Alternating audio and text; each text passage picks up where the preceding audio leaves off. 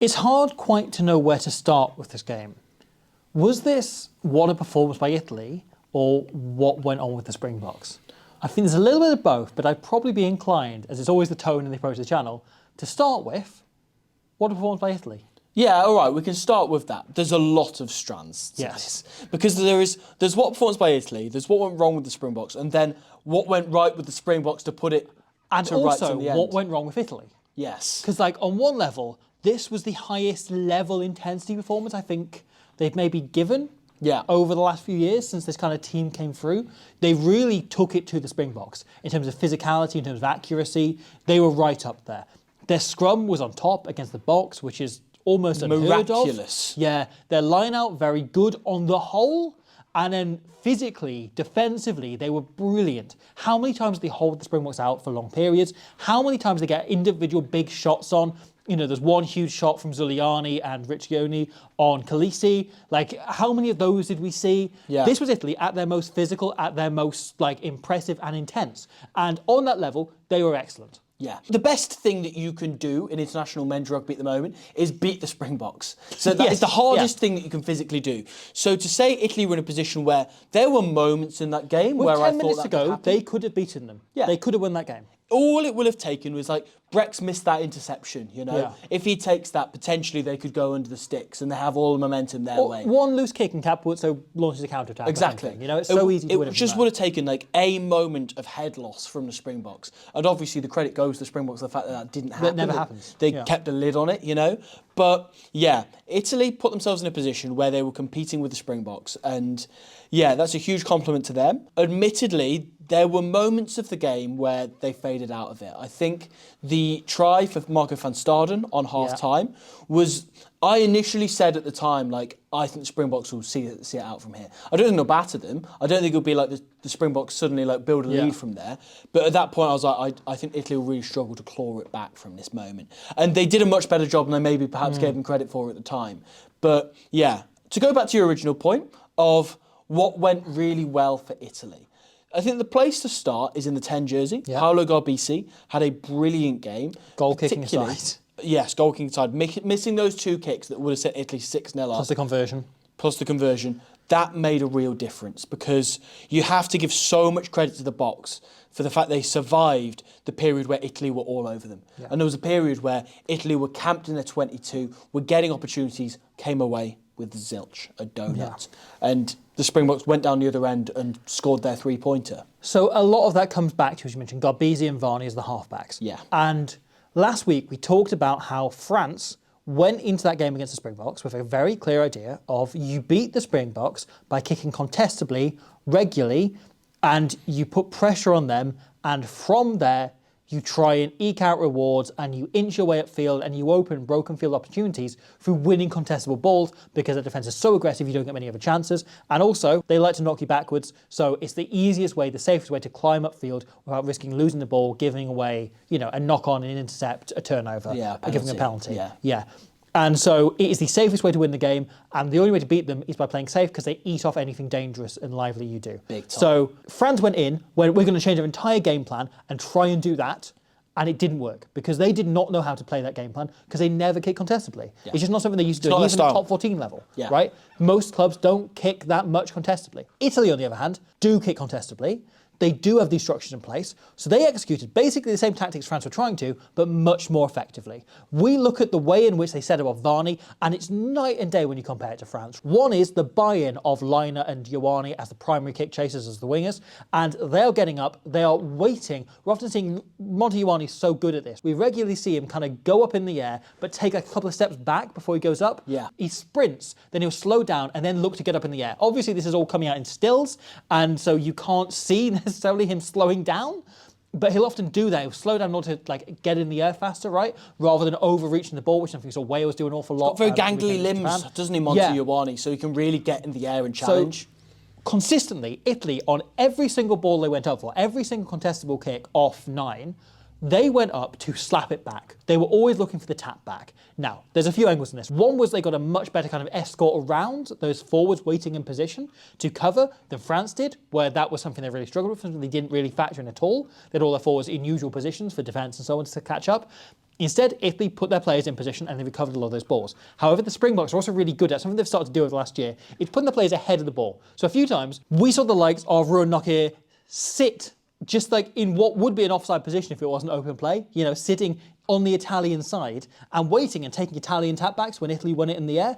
And it's something the Box did really well and kind of limited what Italy could do, because Italy consistently got on top in the aerial game, because they had two wingers who are both excellent in the air, but critically are taller than the two wingers South Africa had in to start. And then once South Africa lose a winger, once Edward van der Merwe is brought off around 20 odd minutes, suddenly you've got even more chance to do that. So you're getting up in the air against Damian Willemse, who's having to cover even more ground. You have to put the ball slightly further behind, which is something Italy adapted to really well. Once the card came, they changed the game plan ever so slightly to kick slightly longer, because suddenly South Africa had one player down in the backfield. They didn't have two wingers covering back. They had Willemse having to double as one of the wingers. Willemse had one of the games of his life. He's absolutely sensational. But if he's covering two positions, it means he's going to get there a split second later, so you can afford to hang the ball a split second further, a split metre further. Split metre isn't a thing, but whatever it is for the sake of this, and then land it on him and still look for the same result as you would if the winger was slightly closer. Really smart adaptation by Italy, and they allowed them to get their kicking game completely on top and to control that first half. The first 30 odd minutes was all Italy because their kicking game was so accurate and doing exactly the thing France tried to do and couldn't do last week. And then their response off that was to get greedy and to try and eat up even more yardage. There were moments where this really worked. There were moments where it didn't. There was one where Breck slightly sliced it and it just went straight into touch, and they maybe only made 5 or 6 metres off that. There was one where Liner stuck it in behind. Willemse looks like he's done pretty well, but gets driven into touch because the Italian chase is so full on and so aggressive, and they managed to drive him out. And yeah, there were various moments of that. But you are right. Whenever they put those kicks in behind, Damian Willemse, as you say, it was one of the best games of his life. He was utterly world class because he would just teleport to wherever the ball was going to be. And I have no idea how he covered as much ground as he did. But if you think maybe 30 minutes into the game, there were several chances where you could potentially say Italy should be maybe 12-0 up by this point, 14-0 up by this point. There was the cross-field kick that they went for, again, being really greedy of trying to get that right on the try line. He comes up with it, catches it himself, bravely doesn't call for the mark because he knows he can eat off a few more metres. He knows Ioane's going all or nothing. Yeah, 100%. And whenever Italy are in the half and going for bombs in the air and stuff, he would take them cleanly himself. And other than there was one brilliant kick Garbisi puts in where Brex managed to get under it and compete and get Italy on the front foot, Willemse didn't waver once in that game. And a lot of this feeds in the fact that Italy were consistently going for attacking kicks and little prods in behind and little stabs. Partly, I think, just general pre-thought out strategy that the Springbok defence is so aggressive, you can turn it by putting in a little kick in behind. And we saw a few times that almost worked out for Italy, including before the red card came in.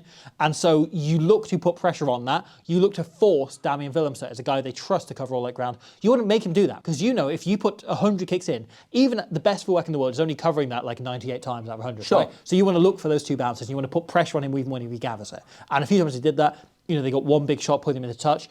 And that's what they're looking for. The other side of this, however, is that, especially when the red card comes in, they want to force South Africa to drop someone else into the backfield. They want to force them to drop Pollard back, to drop Martin in the Bok back, to always keep their winger in the backfield rather than bringing them into the line so often, to keep the scrum half in the backfield, right? Because that opens up space wider. And a few times we saw Paolo Garbisi run this move that he loves, flashing back blindside, going back to attack the way they came. Because generally, right, if a team is working inwards, they're working towards the far touchline, you think, okay, they're not attacking this side because there's only one attacker on this side. We've got two defenders there. We'll drop one of those defenders into the backfield, and that allows us to cover that space. So we're just going to leave that space undefended. Garbisi, so smartly, by putting those kicks in and forcing South Africa to think about the backfield constantly, think about helping Willemse out, bam, you create that little bit of space. They can create some space on the short side. Even if that only leads to a half break, it leads to making 10, 50 metres. It allows them to really smartly dismantle that box defence a little bit.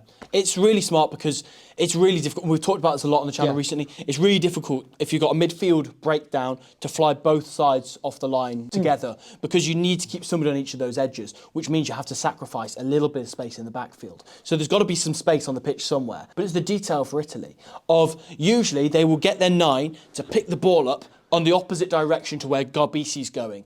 And he will have 2 or 3 forwards running off him on that side, and potentially a winger who's hugging the touchline at this point. So all of those options are on. And then he swings it in behind to Garbisi, who's coming the other direction.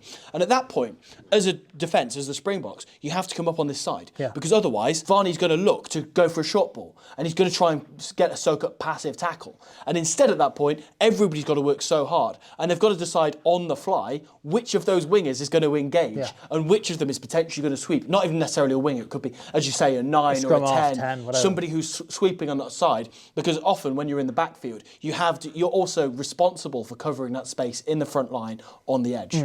Yeah. And so you look at the try scored by Ange Capeluzzo, and that's exactly what Italy do. Garbisi swings back blindside, and it's really intelligent. So he comes in from behind the ruck. He's been waiting on the previous side. He's now behind the ruck. He swings in blindside, looking like that's the move, like they're catching them off guard. And generally when you do this, right, because the way momentum works, the way human beings run, you work outside. So you're naturally stretching towards the touchline. And so when then Ange Capeluzzo is starting so deep, he starts so far away from the breakdown. He looks disinterested. He looks like he's not a part of this. He starts running, and he could run a line that realistically could go anyway. So if you're defending, you're not even looking at him yet, right? Like, they've still swung quick enough back that South Africa haven't got many on their feet. It's only Arhe Snyman here. You then have 2 Italian players then essentially running to block him, to get in his way. Roots has got in Arhe Snyman's way, just like a lovely little blocking line, just like something he sort of work past, something the Boks do all the time themselves. And then Zuliani runs this line on the inside, drifting against Garbisi, and he essentially gets one out of the area that Capeluzzo is going to run into, because he knows he was waiting there beforehand, but also just forces Arhe Snyman to glance at him quickly. And because he has to glance at him, he doesn't have the time to glance at Capeluzzo, the tiny speck on the horizon, now moving and getting larger and larger and larger, but still to Arhe Snyman, only to about the size of a crumpet. So Capeluzzo then hits the line on the inside, and just last second, he has a little swing to hit the gap properly. You can see the little footwork I did, but almost has to do a little jump inside to get into position, hits the line, works on the outside. There's no way Snyman's getting there in time, and he goes over to score the try. What I especially love about Zuliani's movement here as well, he doesn't run at Snyman. No. He just runs to the outside arc of that, because Snyman's already, you can tell, he's not come off the line, because he's worried about the fold. He wants to get to the edge and set for the next phase, assuming that Italy are going to go to that touchline. And instead, Zuliani just goes for that space that Snyman's potentially about to attack, which means he's got a big man in his way. So he has to slalom around him, and what's that? Federico Roots is already there, trying to get back to his feet and then return back into an offside position. There's 2 huge men that Snyman has to physically work around. If you're Arhe Snyman, that is about the size of a medium-sized teenager. Very fair point. It's the size of this ball to Arhe Snyman. But all the same, the other thing that went really well for Italy was the scrum. Yes. And Marco Riccioni had the absolute game of his life on the tight end. Incredible. Phenomenal all game long. Danilo Incredibly physical around the pitch. Danilo well. Fischetti, his work rate is immense. His carrying is excellent. Defensively covers so much ground. That chop tackle, very, very good at. Yeah. Opens some chances with Manuel Zuliani, I thought was arguably, other than Willemse, the best player on the pitch. It was probably it's second hard to argue there. with that. Whoever, if Italy win, for me, Zuliani is player of the match, nailed in. Willemse obviously excellent. But that scrum went so well for Italy. And it was already going all right. There was only one scrum before the red card came, and then they really took advantage. So when we did our big deep dive on the scrum with Tom Harrison, the England scrum coach, last year, he talked about how, the scrum is an 8-man operation, and people ignore how hard it is to scrummage without a number 8 or without a flanker. Yeah. And that was something Italy really exploited, was just staying tight, staying as a unit, and just shove, because you want to put that weight back, right? You want to try and move them as far as you can, on the basis purely of we have more weight in the scrum. Yeah, 100%. And even Don't make a technique, make it weight and power. Even when the Springboks managed to get that 8th man to the scrum, by that point they'd already gotten it into the referee's head that we are the dominant team, we're scrummaging on our own terms, we are going to win penalties here.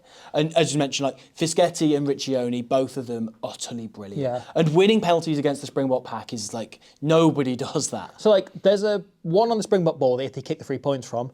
Arguably, you can argue this is an illegal technique here from Fischetti. He's in at the angle. It doesn't matter because the referee has it in his head now that Italy are the dominant scrum because they've won a few penalties by scrummaging legally, right? So at that point, you can take your chance because the referee will go, oh, they're on top. Bam. Okay. Everyone you cheats take at the rewards. scrums. Everyone cheats at scrums. It's If who you're can not do it cheating, you're not better. doing it right. Who Exactly. can cheat better? Who Yeah. can cheat in a way that, same with rucks. Everybody in rugby does it. Yeah. Everybody pushes the referee and tries to figure out what they can get away with. Fischetti and Riccioni played a blinder in figuring out what James Dolman likes to see as a scrummaging picture and doing exactly that. A little bit more, but not too much more. It's not cheating if you get away with it. No. So Razzie was confronted with a dilemma quite early into this game. 11 minutes in, they receive a red card, and suddenly he has to solve this problem. He goes through exactly the same thing he did last week, which is for the first scrum, he brings off a back rower and he puts on in the place a second row, right? Yeah. So Ruan Nokia comes on for Ben Jason Dixon. Poor Ben Jason Dixon. He keeps getting shafted like this. For him. You know, I still can't help but think about the time that he skipped last year, the Springboks, like big celebration beating Argentina Rugby Championship, to fly to Bridgend, where he came on, played 1 minute and got sin-binned. And then had to spend a weekend in Bridgend. Can't help but think about that. Anyway, he gets brought off after like 13 minutes. Bless him. Razzie then sees Italy go right through them in the next scrum, because they're a man down, and recalculates. At the time, I wondered, like, is he losing his head? Is he really panicking? What's going on here? Like, what's happening? Watching it back, I think you can see quite clearly what's happening, right? Which is, he's trying to work out how do we solve this problem as efficiently as possible, and it takes him 4 guesses, right? And he goes like, oh, this must be the inexperienced tight head we've got on. Yeah. Okay, we'll change that. We can't risk Italy getting a lead in this game, right? We don't want them to be in the game early on, and we don't want them to physically demand much of us, so we change the tight head. He then sees us still getting on top, and he goes, okay, I'll change the loose head as well, right? And I don't think this is a reflection on Bowen Venter or on Zach Porfin. Like, I think they're it's both just great purely we need someone who scrummages against the way that Riccioni and Fischetti scrummage. Yeah. So we need someone that just balances that out and scrummages in a different way. And then he kind of goes like, okay, no, it was scrummaging with 7 men. So they then put in, initially, just for balls on their own feet, because if they win a scrum penalty against the head, Andre Esterhuizen for Edward van der Merwe, and then only put him in for their own ball. Yeah. And then if they continue winning penalties off their own scrum, and so he eventually comes in for everything right after if they win that penalty, because they have to get it back in the referee's head, right? Yeah. That the Springboks have the more dominant scrum once they have 8 players in, and so they need him in on both sides of the ball, and they have to take the risk of, okay, we just have to trust the players we have on the field to cover the space, rather than gambling on the 7-man scrum that isn't going to work against Italian pack with Riccioni having the kind of game he is. I think the thing that you have to give the Boks the most credit for is one of their biggest trump cards in the scrum was taken away from them in that game. And yet they didn't panic. That. I mean, you could argue that was panic, was, making all those subs and making all those changes. But off the back of that... live, I thought it was panic. Yeah. Watching it back a second time, I don't think it is. Yeah. I think it's them trying to problem solve in real time and they get the wrong solution. They take a couple of wrong guesses. And the thing is, how many times have we seen Razzie instinctively get the right answer immediately? Yeah, right? That's very true. Like, almost every time he's done it, and it's the first time he's gone like, oh, it took him a couple of guesses to get Molly Libbok in the last World Cup semi-final for Andre Pollard. Yeah. Like straight away. Went, what do we need? Okay, this is it. This time he took a punt on that, backed his gut, and got it wrong. Yeah. And it took him a couple of guesses to get there, but he still was determined to get it early. He wasn't going to leave it there, right? He's got a good record. So he still got there by 24 minutes, right? 100%. Like, generally, if you solve the problem of what's gone wrong post-red card within 14 minutes, you're doing a good job. Yeah. It's just that you happen to bring off 3 players in the process of doing that first. Sure. I don't think it's that you got it wrong, it's that you took a couple of gambles. Yeah, once again, the thing that you have to give the Boks the most credit for is how little Italy managed to cash in on stealing this trump card from South Africa and getting scrum penalties themselves. As I say, they managed to survive that first half-hour period where Italy were getting on top. Sure, there's a bit of luck in the fact that Garbisi missed those 2 penalties, but the fact that they managed to get back on top, get a 3-pointer, get the Van Staden try themselves, and the main reason for this was their defence. Because Italy love to throw a lot at teams. They love to throw a lot of moving parts, a lot of just different pictures at every team that they play against. And the Boks were so aggressive in coming off the line, and that didn't change when the red card came in. They were just going, no, we're going to stick to our guns, we're going to stick to the game plan and not panic, we're going to make sure we keep coming off the line defending really aggressively. And it reached the point where, because Italy's attack, they like to play off 4 pods. They like to play the Scorpio formation, as Gonzalo Quesada has coined it. Referred to it in the Full Contact Six Nation documentary. Yeah, as the Scorpio formation, which is essentially, it's a pod of 4 where everybody's active. Everybody's running different lines, and Paolo Garbisi, as the fly half, is really subtle in terms of which boot he's going to set into and which direction he's either going to run in. It means there's loads of different passes and little intricate moves they could use here. But the thing about this, the one downside, I suppose, especially against a defence like the Springboks, is the ball has to be in the air a long time because there's a lot of different little passes, or there's going to be a long pass. And Stephen Varney's not like an Aaron Smith who whips the ball like 100 miles an hour away. He's a good passer of the ball, but yeah, the ball is going to be in the air sometime. And so the thing with Italy, what they tend to do about this is they go, it's fine, if they rush up on us, we'll just throw a different pass. We'll find the gap elsewhere. We will keep chucking the ball about. We'll hot potato it. And they do that pretty well. But South Africa, again, was so aggressive and so clinical in the way they defended and came off the line that constantly we were trying to find the space in these four pods, but they were constantly coming up and getting dominant tackles, which means they're set to go again. And the Springboks didn't tire. And I suppose that's a part of this. It requires Italy getting onto the front foot and a little bit tiring out the opposition and softening up those tackles. It just didn't happen. You also, again, the transition from attack to defence from this Springbok team is utterly sublime. Here, they get on the front foot, there's a bit of a breakaway. Manuel Zuliani comes up with an absolutely freakish turnover. It's just incredible. And it's so easy here as the Springboks to go, okay, they're on turnover ball. They're going to attack us. We've got to contain them here. Instead, the Springboks go, no, we are going to put our foot on the throat, and it doesn't matter that we don't have the ball. We are still in the attack here. We're still in the ascendancy.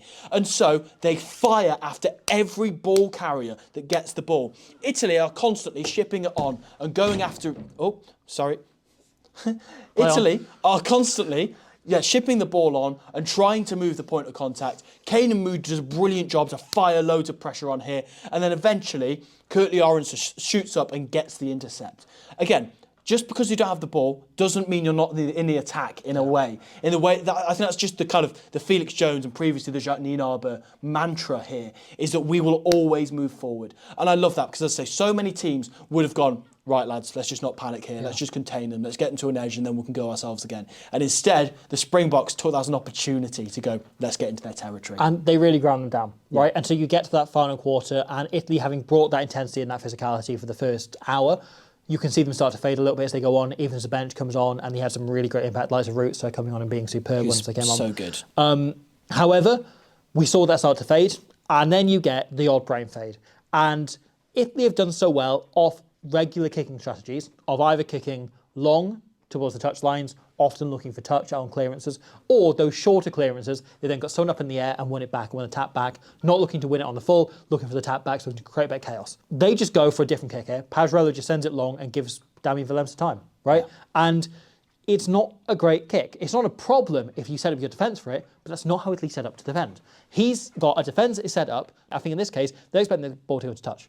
And so Italy are not properly set up to chase here, and the defence is quite half-hearted until quite last second when they go, oh shit, that ball isn't going out. Yeah. And so they then have to try and drift across. The Springboks, on the other hand, instantly turn back and sprint for the win. Watch Kane and Moody in particular, and he works out immediately to the touchline because he knows that's where the space is. He right? jets it to the 5 metre line, knowing he has just enough space outside him that he can do somebody on the outside, as he does in a moment. He's a World Cup winning winger, and he knows, brilliant, this is my job, I can do this. Liner is still getting into shape, and they managed to beat him on the outside, stand him up, and Grant Williams runs a brilliant line on the inside to take the support line, bam, goes over and scores the try. It's really well taken. It's so smart from the Springboks, just instantly knowing how they're going to get into shape. And again, it's just system, right? It's something they've been drilled on time after time after time. How many times must they have had, like, Felix Jones or Tony Brown or Wanky Stick or whoever it is, like, doing that drill, and like, no, quicker. You can get back into line quicker for this transition ball, right? 100%. How many times have they ran that in training? And normally, nothing comes of it. The player gets tackled or it goes into touch or whatever in a game. This time, it does, and it wins the game. Yeah, because this was a game played at insanely high intensity by both teams. And so there will be so many points in the game where the teams were tired. Both teams will have been a bit tired at points during the game. Which team kept their cool in those moments? Which team was clinical in those moments? It was South Africa. And I think that was the problem with Italy, is there was a big, big wave over the first half of them from about 20 minutes to 40 going, oh shit, we might be the Springboks here. We might beat the Springboks. Like, shocked at how well they're doing and panicking off the back of that. We've all had it doing other things, right? Where, like, you know when you have like a run on a video game, right? And like you've been losing on this bit over and over again. And then you have one run where it goes really well and you're like, oh shit, it's happening. And you then become so hyper-focused that you start to make errors. Yeah. You just need to be in that kind of state of flow a little bit, right? And Italy looked like they were overthinking things. And so you look like this kick by Damien Willems, right? Really smart, just puts it out, because they know that Italy, if you allow them to think about it, they will be worse. Yeah. They are making errors, Italy, when they need to think about things because they're panicking, because they're going, we need to get this right. And so they get it wrong because they're overthinking it. Whenever they were just defending, straight up making tackles, or straight up running their attacking pattern, they were fine. Yeah. Whenever they had the time to pause and go, okay, what do we call, what do we do here? How do we approach this? How do we set for this scrum? What do we do at this line out? Suddenly they start making errors. So you put that ball out, something the Springboks did really, really well into that territory, and inevitably, Italy cough up possession, and they give the ball to the Springboks and they go on to score that try from Van Staden. It's the old Sun Tzu quote, right? That when your enemy's letting a mistake, don't get in their way. Yeah. Let them. Yeah. So would you say, because I think it's safe to say, it wasn't a perfect performance by the Springboks. They'll be frustrated. Nor by Italy. No, nor by Italy. The Springboks will be frustrated that they let Italy so far into this game, being the quality side that they are. Do you think that is a red flag? Or would you say, in fact, I think this is what I'd say, that is the biggest green flag, that they can have that and ultimately they close out the game? It's not in doubt in the end. Ultimately, I think it's a green and gold flag. I think it's just a sign of who they are, right? This is what the Springboks are, is they will do this against every team. And some opponents, some days, even against Italy, as we saw in the summer, they will win 45-0, as he did in that second test. Some days, though, right, we're in an era where the kind of 90% plus win rate we expect, like the 2015 All Blacks, that's not going to happen, right? Everyone is too good now, and probably that will be the case going forward for a long time. The Springboks are as good a team as probably possible in this era, and as high a win rate as probably possible, but there are so many good teams now, right? Yeah. And every now and again, you come up against a good team that you're not, obviously they played Italy twice. They played a weakened, depleted Italy team. They're not used to playing Italy of this quality, playing this well in these kind of conditions, with that kind of crowd behind them in Juventus. It was a brilliant occasion, and Italy really got up for it. And yet they stood strong, and they withstood the game, and they won it. Very true. For a lot of teams, that's probably the game where they've really screwed up and they've lost it. Look at Australia last week. Yeah. Yeah. And for them, that is just, it wasn't perfect, but we got the job bloody done, didn't we? So, yeah, just have to say fair play to them. Yeah. That the Springboks, that they know how to close out games. It's what a world champion side is good at. I think Ireland probably lose that game, right? Ireland, the way they've been playing this autumn, I think if they're dragged into that game over the first 20-odd minutes, they're probably going to lose that. Yeah, and there's a lot of Tier 1 nations you could say the same of. I think pretty much everyone but New Zealand, England, and South Africa probably lose that. I think France has a very good chance they lose it. I think maybe, depending on the team they've got out, maybe they pull it back. The Springboks, honestly, there were very few moments where you felt Italy would actually win it. Yeah. There were moments which it could, but there's enough moments of Italy overthrowing lineouts or just not getting things right to feel like it was all falling apart. And the Springboks would come out okay. What a game. What a game. What a great loved game. It. What a great way to start the Saturday of international rugby. Yeah. It was one of my favourite test matches of the year, I think. I just absolutely enjoyed every second of it. That was midday, and the rugby went on until 11 p.m. What a Saturday. There's another game on the Sunday. We're going to look for as many of them as possible. Between here and More Squid Rugby, our second channel. Again, the Six Nations, threatened legal action, so there's been no footage use. A lot of people said criticise World Rugby for this. For once, it's not them. No. No, it's the Six Nations who are very clear on this. Yeah. So / Autumn Nation Series board. Yeah, it's the same people that organise both competitions. So that's been going on. We're going to try and cover as many games as possible. We're hopefully going to try and cover all of them we did last week, so that's all out there. And a World Cup qualifier that's going on between Belgium and Samoa.